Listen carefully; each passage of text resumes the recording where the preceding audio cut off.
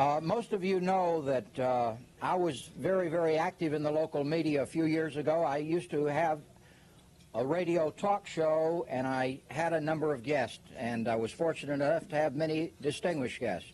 I had Jimmy Carter, Sam Nunn, Dean Rusk, just some of the guests that I had. And in my travels, when I was out of town, I always took a tape recorder with me in case I happened upon a semi-famous or a well-known person that I could get a few words with on tape for use on my radio program. In the course of those travels at my synagogue in Atlanta, I was undergoing some rigorous religious training. We had a men's club on Sunday morning that had speakers, and a callow young congressional candidate came to speak, candidate for the 5th Congressional District seat back in the early 1970s. I had my tape recorder along, and after his speech I asked if I could have a few words for a radio interview. We repaired to one of the offices, and I did an interview, and afterwards Andy Young said, "Now what radio station is this going to be on?" I said, "WBHF." And he says, "Where's that?" And I says, "Cartersville, Georgia." He says, "Cartersville isn't in the 5th Congressional District." And I said, "No." And he said, "Why am I giving you an interview?" Well, 15, 18 years later, Andy, this is the answer. This is why. Because since you're between jobs, you may need a broader constituency than the 5th District. Our speaker today has had a distinguished career. He was an aide to Martin Luther King during the height of the Civil Rights Movement. He served in Congress. He was appointed by President Carter to be the American ambassador to the United Nations. Subsequently, he served 2 terms as Atlanta mayor. He has appeared on a number of national television programs: Nightline, Meet the Press, Face the Nation, This Week with David Brinkley, and here in 1990 he starts the new decade. Andy, you finally made Channel 4 in Cartersville, and we congratulate you. These people know how important that is. It's a great pleasure that I present to you the former mayor of Atlanta, Andrew Young.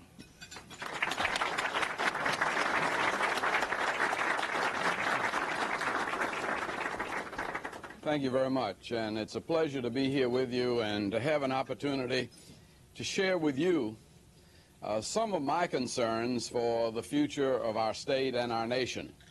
I say our state and our nation because I really and truly believe that the problems we face as a nation are so grave that we're going to have to find solutions for them at the state level.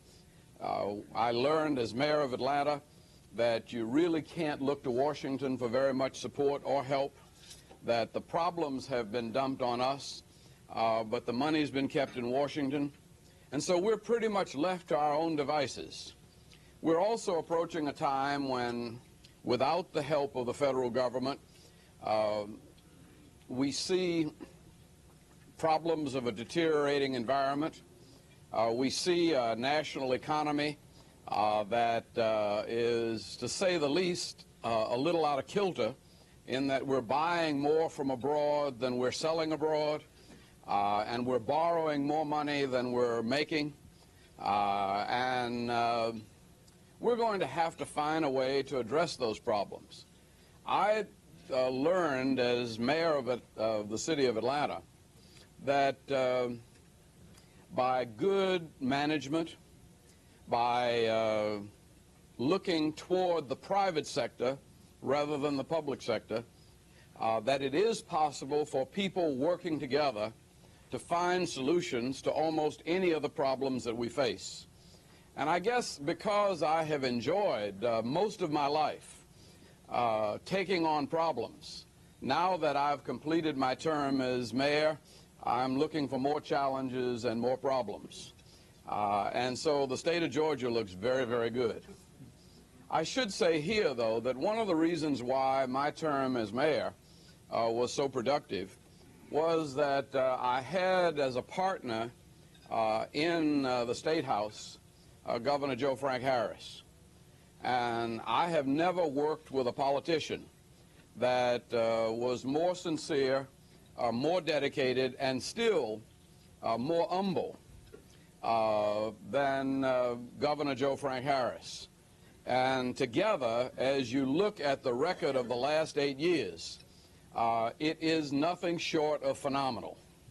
Just to put it in a little perspective, the Busby years we look upon as very good years in Georgia. They were the years when Georgia really began to grow.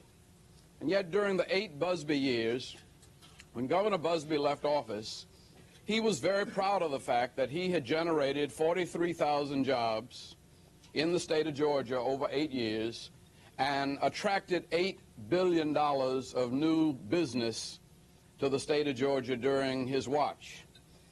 During the watch that Governor Harris and I have shared, we will come closer to 800,000 new jobs. About 685,000 of those new jobs in the metropolitan Atlanta area. And we will come closer to $80 billion. In fact, in this year, Governor Harris will probably surpass $80 billion. The city of Atlanta alone is somewhere around $73 billion worth of new investment in the past, during my 8 years as mayor. In fact, it really wasn't during my 8 years because the chamber didn't start keeping those records the first year. It was only 6 years. We have done better than $70 billion worth of new investment in the metropolitan Atlanta area. I contend that that wasn't an accident.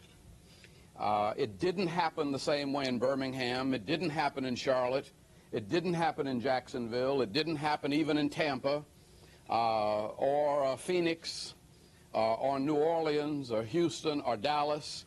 The only place in America and one of the few places in the world that has enjoyed the kind of growth and development that we have enjoyed in Georgia is right here in this region.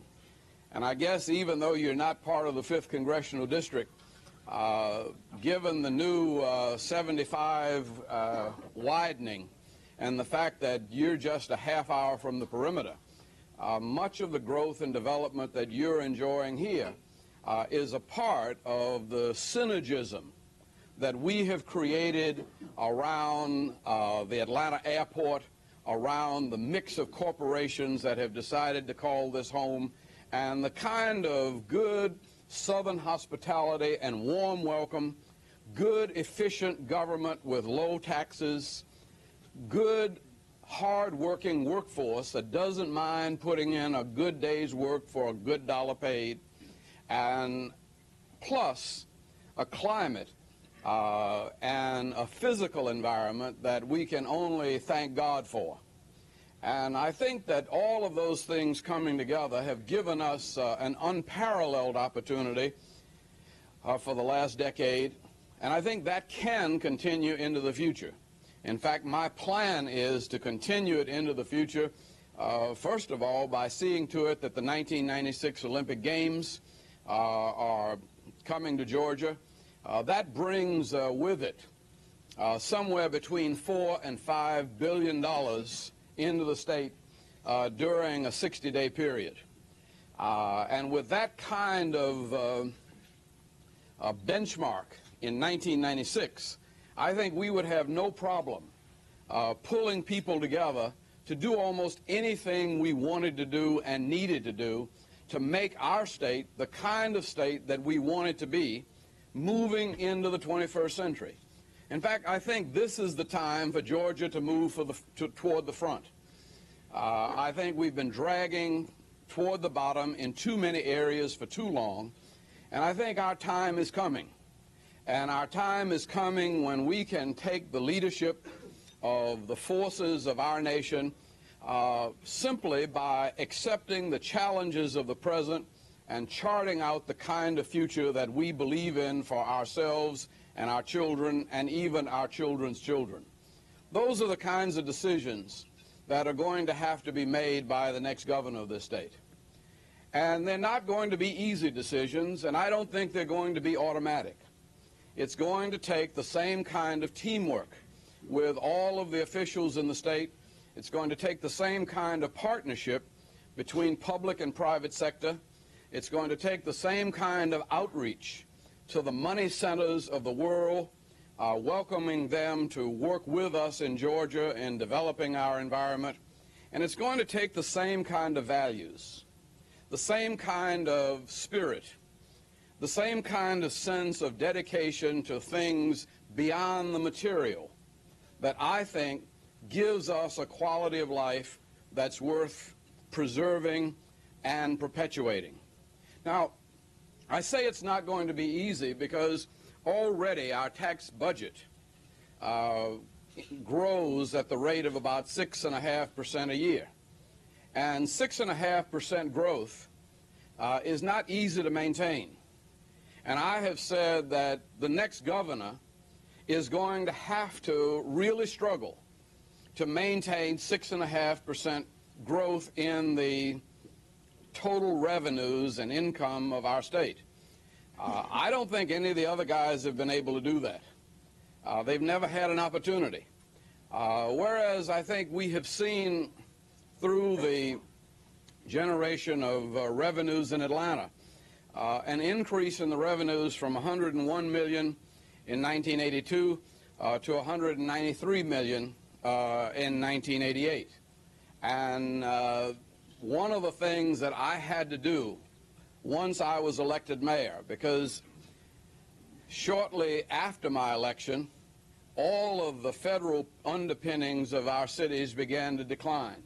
All of the revenue sharing, all of the community development block grants, all of the assistance for housing, all of the assistance for water and sewage and things that we used to be able to look to Washington for, we found in Washington no more. And we had to develop private sector solutions for doing those kinds of things.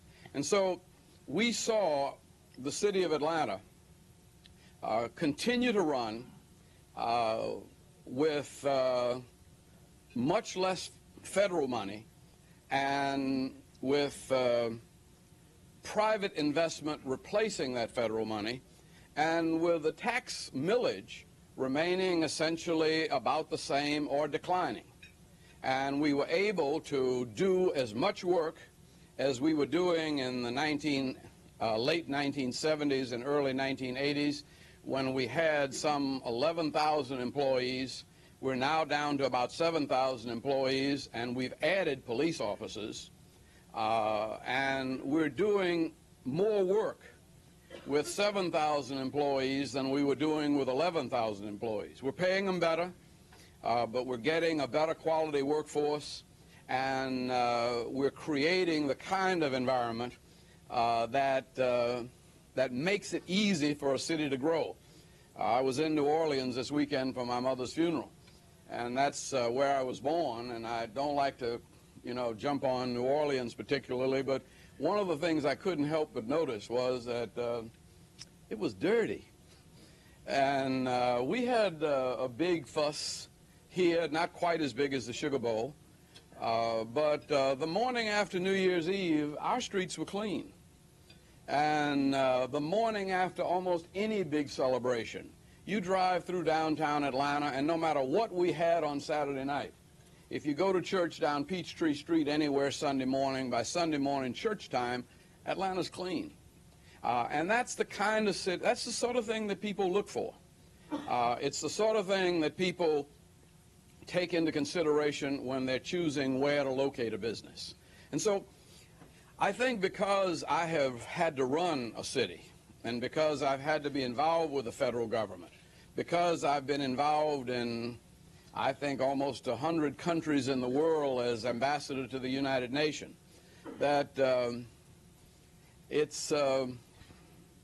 well, I think I have probably the best opportunity of any of those running for governor to maintain the kind of record that Governor Harris has established, and continue the kind of progress and development that we are enjoying in our state at present.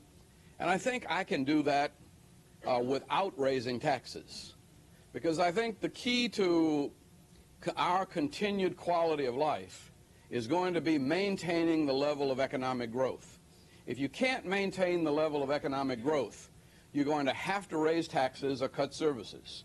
And when you start cutting services, you impact on the quality of life. And when we start talking about cutting services, what we're talking about is cutting expenditures in education, cutting expenditures in roads that are needed, cutting expenditures in prisons and our defense against crime and drugs. And when those kinds of services begin to deteriorate, your environment deteriorates, and you no longer can attract the kind of business that you really want and need to maintain the growth and development of the region. And so I look forward to an opportunity of working with you for the next decade in trying to really make this the kind of region that solves the problems that people are facing in the 21st century. I think we've got to learn how to educate our children. And I'm one that was never a great scholar.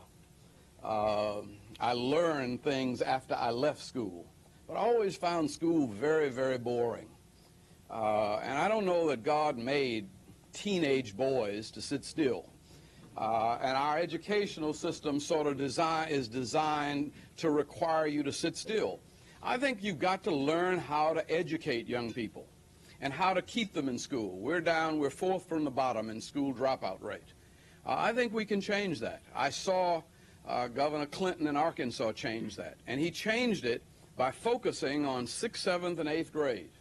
And he focused the resources, more male teachers, more specific interest, making sure that kids, when they got to 6th grade, no matter what they hadn't learned in the first 5 years, that they got caught up.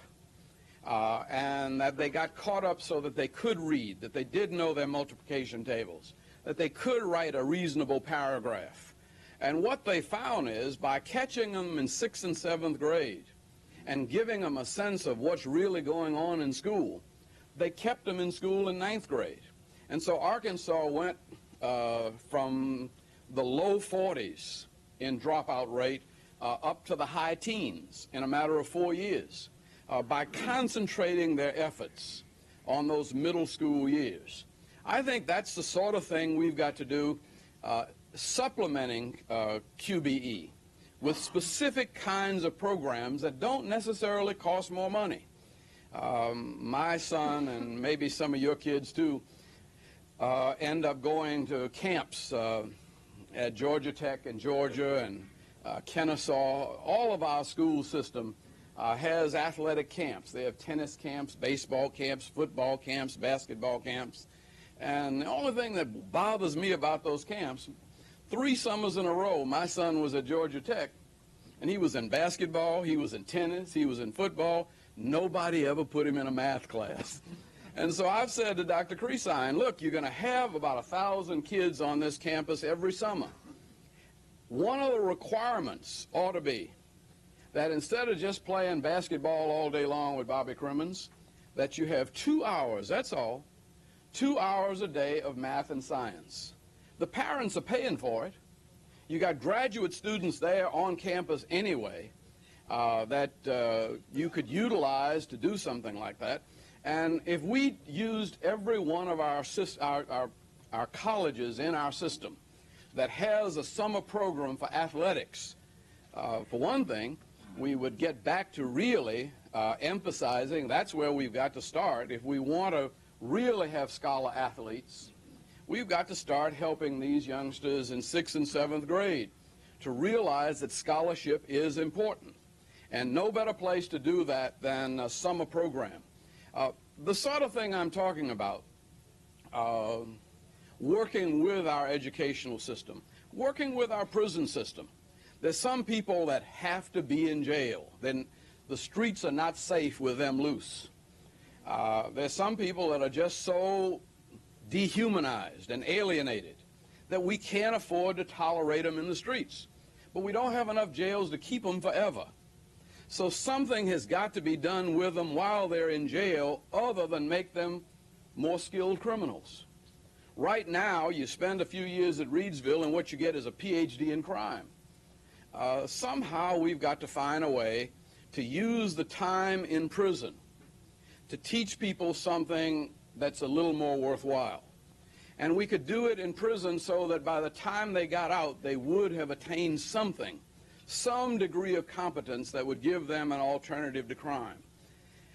I hope that we can find a way to be sure to bring the Olympics to Georgia. That decision is going to be made next year, too. And I put a lot of weight on that because I have said to my friends in California, most of the Olympic athletes, over half of the Olympic athletes on the U.S. Olympic team come out of the state of California. I've said we've got more talent than that in Georgia. We just have never worked to pull it together. You got Roger Kingdom from Vienna that probably never really jumped a hurdle. He went to Pittsburgh as a football player.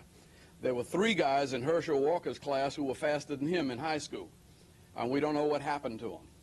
There are many more. Teresa Edwards, and the young kid who was tragically killed by in an automobile accident, the 9th grader from Winder last year, who in high school high jumped 7 feet. There's a lot of natural talent. There's a young lady at Lovett School that's 12 years old that's already running less than a 5-minute mile. That the Olympics is the kind of goal that I think we can pull the entire state together around. And I think we can make young people more productive persons. We can instill in them some of the discipline and some of the ideals because there is a prize very near in the future. We can also challenge our business communities. And we can challenge the business community to say, look, if the Olympics are going to be here in 1996, they can't come to a state where there's a widespread rundown housing. We've got to find the private sector resources to develop low and moderate income housing, to solve the problems of low income housing and homelessness in our state. We've got to find a way to accept the challenge of a workforce that is fully employed, so that every citizen is a productive citizen, and that only those who are physically or mentally disabled and only those who are elderly or young children are dependent on the state for support. And I think those problems can be solved. But there are many, many challenges out there. Every company that's operating has got a problem now with health insurance. Automobile insurance is creeping up. There are things that are going to get out of hand unless we find a way to keep the economy growing, and also in the midst of this growing economy work together to solve the problems that are part and parcel of progress and prosperity. I would look forward to your help as we take on the challenge of Georgia's future, and I thank you very much for inviting me here on this occasion, and I'll be glad it's time to take any questions. I think a number of people do have questions, and some members of the media will want to see you afterwards, but we'll take questions first from the audience. Airport. Where do you see the second airport? Well, I see the second airport when it comes to the south of Atlanta. And I say that because it's probably the only place where you can find 10, 15,000 acres of land available that you can afford.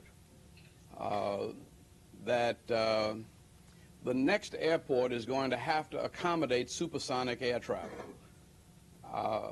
Delta is now ordering planes that will be delivered in the 90s. I think that's the last order of subsonic aircraft that's going to be bought by major airlines.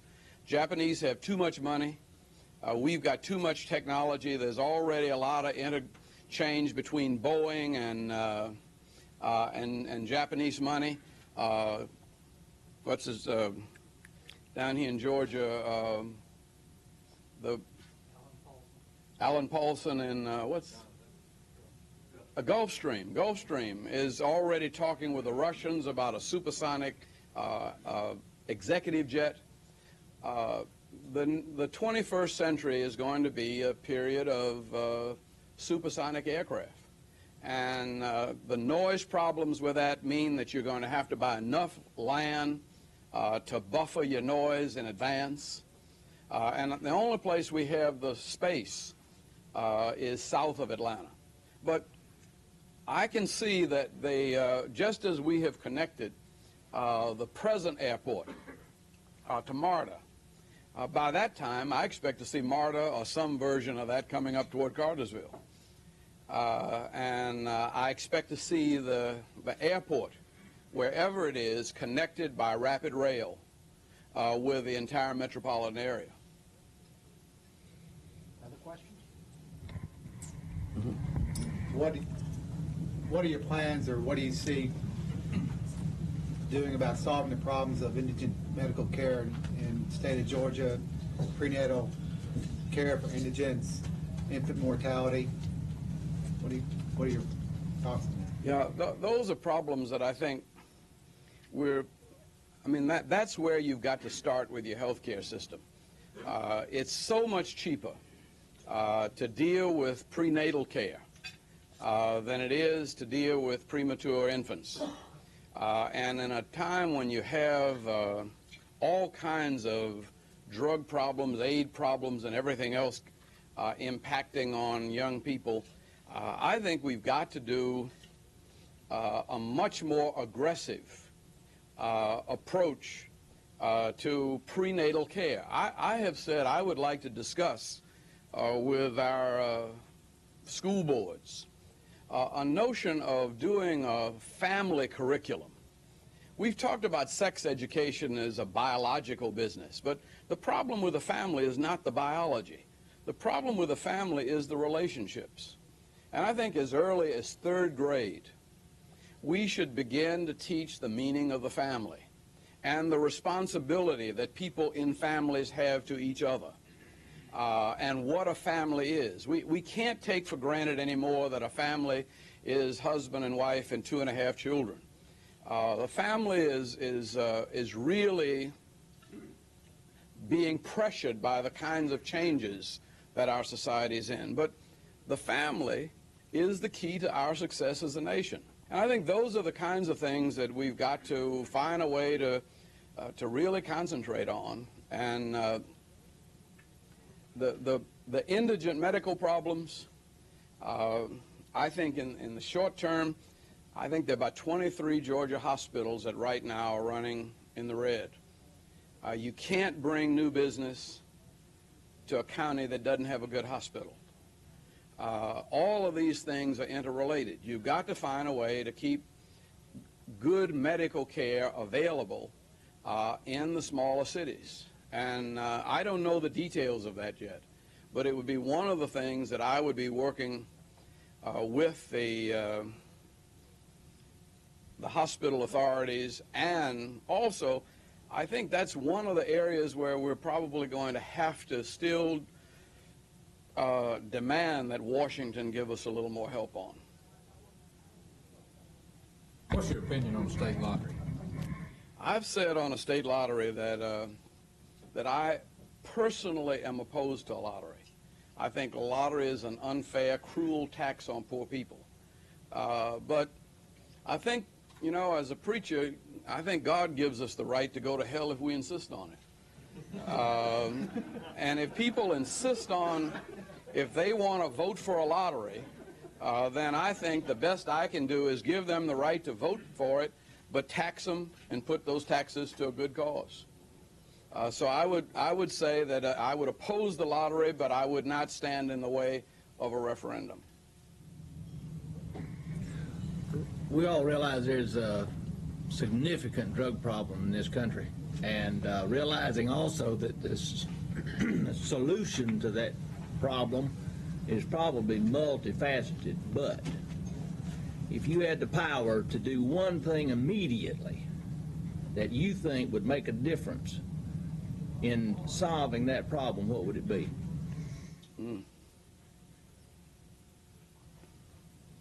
Well, because Well, let me not take a cop-out. Can I get two things? Because I think that Which one you want to talk about first? yeah, the first one I think is that I say to my 16-year-old that he respects his VCR, he respects his Walkman, he knows how to care for his car. He doesn't want you to put fingerprints on his car because he worked for his own money and he knows the value of that. I have said to him, for instance, that I know the value of his body and his soul. And just like he wouldn't put water in his gas tank or sand in his carburetor, his mind and his body and his spirit is more valuable than an automobile. And somewhere, somehow, we've got to help young people to know that their body is the temple of God, and that they are here for a purpose. I see the drug crisis as a crisis in meaning. People don't know the meaning of life or who they are. Now, once we get that ground rule set, then I think you've got to say that I would do what we've done in Atlanta, only more so. That is, I would harass the living daylights out of anybody using drugs. We have done it very well with the poorer neighborhoods where people are on the streets. I think you've got to do some of the things that Mike Bowers talks about in terms of harassing the middle income and upper income people. First of all, you've got to take driver's license away from kids who are, or from people who are using drugs. I would even take a look at lawyers. I saw something on television this weekend. Something like 1 out of every 4 attorneys has some kind of substance abuse problem. And the legal profession is looking at. I think I would be willing to take a look at disbarment. Do what they do in the NBA or the NFL. You got 2 strikes. You can turn yourself in for treatment. If you get caught, you're forced for treatment. Next time you get caught, that's it. You're out of the profession. And I think there's got to be some very tough consequences on the users of drugs, because they're costing our society much too much. And we're having to add police officers, pay overtime, build new jails, and 75% of the reason for people being in jail is drug-related. And that's what they write on the ticket. There's probably a lot more indirectly drug-related. So I think we've just got to be diligent in our efforts to enforce the law on users and sellers of drugs. I'm one of those, though, that doesn't. I mean, I didn't think that President Bush offered us a solution to the drug problem, but he did at least what Lyndon Johnson did on civil rights in 1964. He did set the federal government clearly against the problems of drug abuse, and he committed the resources of the federal government to work against that.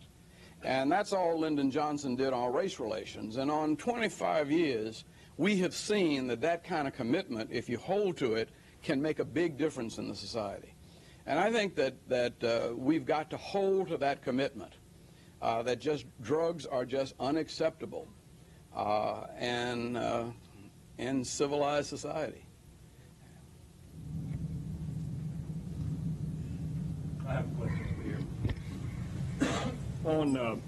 When you were talking about the remedial catch-up of the 6th grade students to teach them how to read and teach them basic math and that sort of thing, do you have any plans to use volunteers for that? Probably some of the most capable people that I know are retired. They're bright, they're motivated, and they don't have anything to do. And they're really concerned about their cities and their counties and their state. Is there any way that you can motivate that group to put to work on this problem? Well, one of the groups that my wife has worked with is a group that has been trying to create partnerships between senior citizens and schools. And I've seen that work in other school systems where just having the elderly citizens of the community walking the halls of the school makes a difference. I remember in one of the schools that when I was in New York at the UN, one of the schools that everybody had given up on, the parents just took over. And there was a mother, a grandmother, who brought her rocking chair to the school, and she just set that rocking chair right in the middle of the door that everybody came in, and she just spoke to everybody coming in. Well, everybody coming in quieted down, stopped cussing, quit pushing and shoving, because all she had to do was look at them, you know, and communicate that authority and wisdom of the ages. Now, our school teachers have been a little uncomfortable with too many volunteers in the school. But I think we've got to find a way to train volunteers. Another program that we worked on at the national level that worked was taking welfare mothers and putting them in the classroom as teacher aides and giving them some training on Saturdays and in the summertime. And we got a number of welfare mothers to get college degrees and become teachers as a result of starting out as teacher aides. Those are programs that cost a lot of money if you do it paying people. And I don't know that there's enough money in the state budget to do that. But anything like that that we can do as volunteers, with volunteers, I would certainly encourage, because it does work. Is that iced tea? I think, yeah. How do you rank tourism in the economic welfare of the state? Well, I happen to have, I happen to believe that our tourism is one of the things that first brings people to Georgia. I saw this happen, say, when President Carter had his library open. We had about 4 people that I know of that came to Georgia for the first time to visit the Carter Library that invested in Georgia as a result of coming as tourists. And so anytime we had people who came to the Democratic Convention, that's the reason I want to get the Republican Convention here, because they got a lot more money. And they would be more potential investors. But people who come here for the first time like it. And a number of the people who have come here already with the Olympic Committee, because the International Olympic Committee represents 90 people from all over the world who are the princes and royalty of business and government where they are. And a number of them, nobody yet has come to Georgia and not be impressed. And people who've been going to New York and Chicago and Los Angeles and thinking that's the United States, when they come to Georgia, they see something different. And they're almost always impressed. So tourism, I think, is one of the keys to our continued economic development.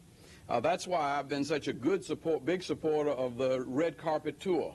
I think that's one of the reasons why you all have got this Japanese plant coming in here. Because the golf courses, tennis courts, the greenery in Georgia is just a very, very, it's a very good lifestyle. And so in addition to attracting business from abroad, I think helping ideas that are born here to be financed and marketed is another part. And I have said to, particularly up in Dalton, Dalton does $1.5 billion worth of carpet business a year. And they don't do hardly anything overseas.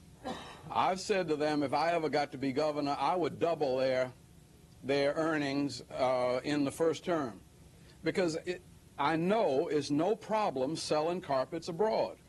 But you don't sell carpets through a federal trade negotiator. You sell carpets by going to business people whom you know. and saying to them, look, well, good example, the company that's moving in here has got carpets all over the world. I mean, has got companies all over the world.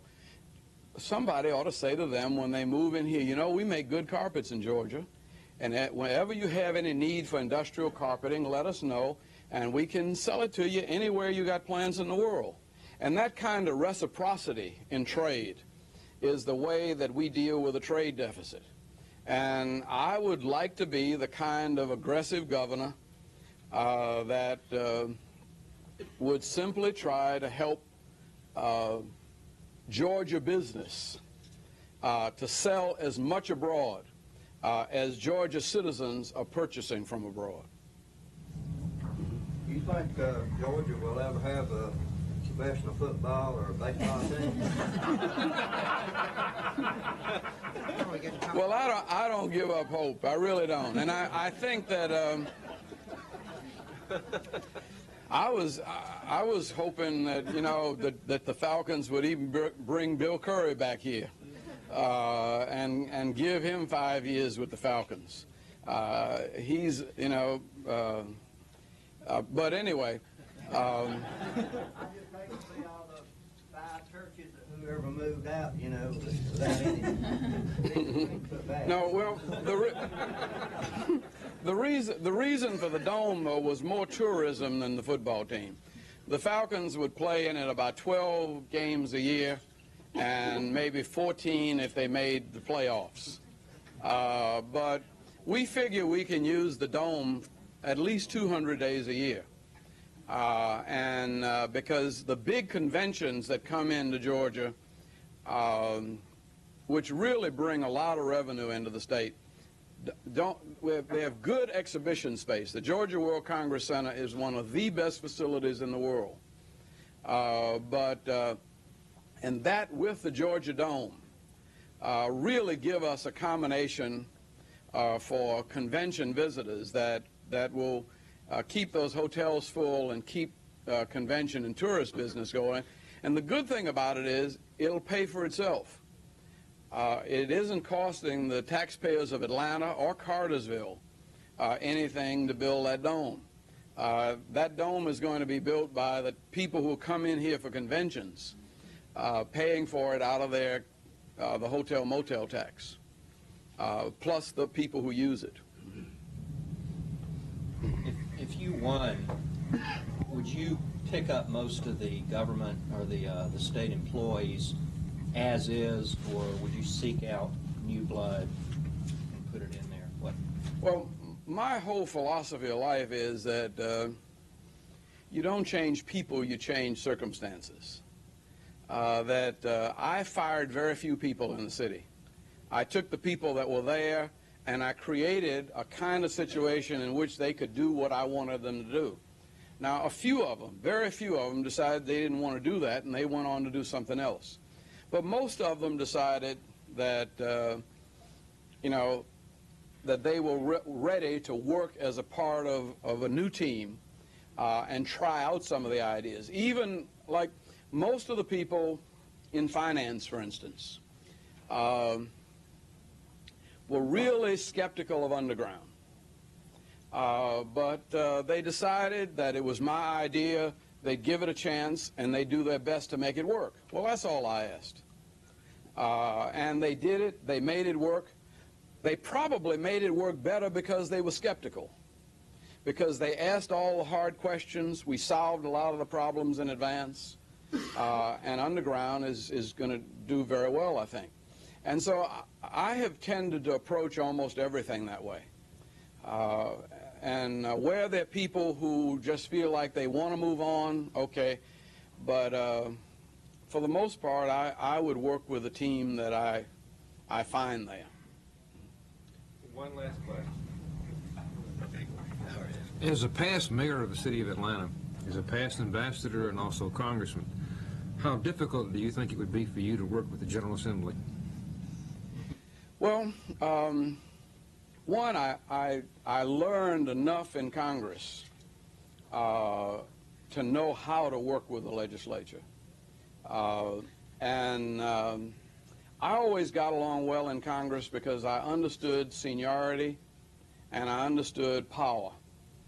I would work with the Speaker. I wouldn't fight. What I have found is that when I have gone to the Speaker with an idea, even as mayor of Atlanta, one, he's given it good consideration. And he's told me whether he thought it could be done or not. I haven't gone to him with anything that he said is out and out crazy. But he has given me advice as to how to get it done. And I've followed that advice and usually gotten it done. We could not have built underground, for instance, so we certainly wouldn't have a dome stadium without the cooperation of the state legislature and the Speaker. So I'm not one of those. My problems with the city council, and I had a lot of problems with the city council, was that there was no strong leadership, that it was 18 individuals. I can go to 2 or 3 chairmen in the state legislature, in the General Assembly, and if you get an understanding with them of what needs to be done, they can sell it. And that's true also with the Senate. And if it remains that way, I have always been an advocate of a strong Speaker committee chair system, because I think legislative bodies, particularly big ones, get very unwieldy if it's complete democracy. An assembly is representative democracy, and as the assembly elects its representative leadership in committee chairs and in Speaker, I would have no problem working with them.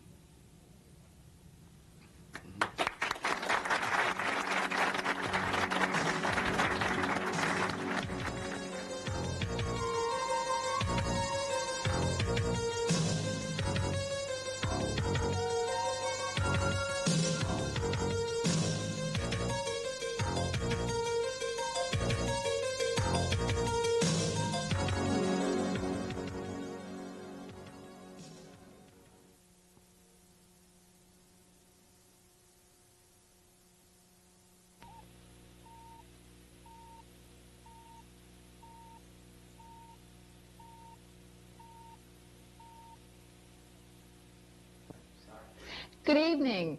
Former Atlanta mayor and current candidate for Georgia governor, Andrew Young, was in Cartersville today. I'll tell you about his visit and more on the Channel 4 Evening News.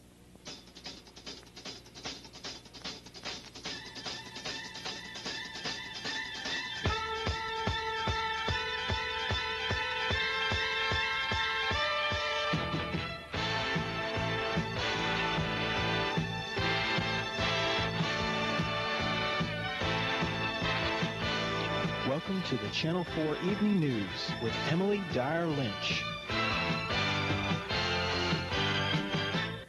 Andrew Young was the guest speaker today at the local Rotary Club's weekly gathering. He says the state and the nation face many problems that must be dealt with.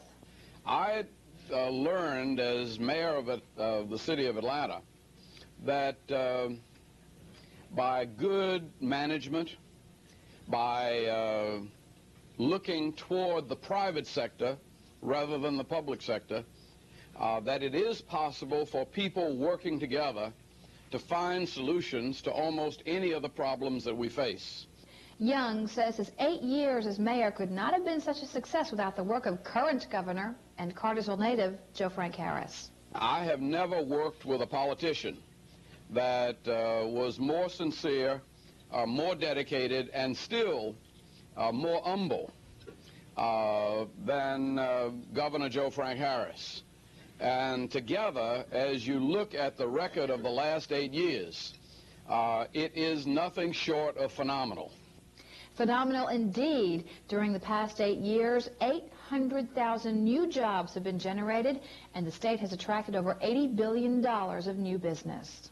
The only place in America, and one of the few places in the world, that has enjoyed the kind of growth and development that we have enjoyed in Georgia is right here in this region.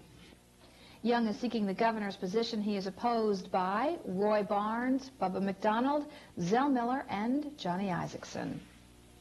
Cartersville police are investigating the theft of over $34,000 worth of furniture, china, and other items from a rental house. Police say the house, owned by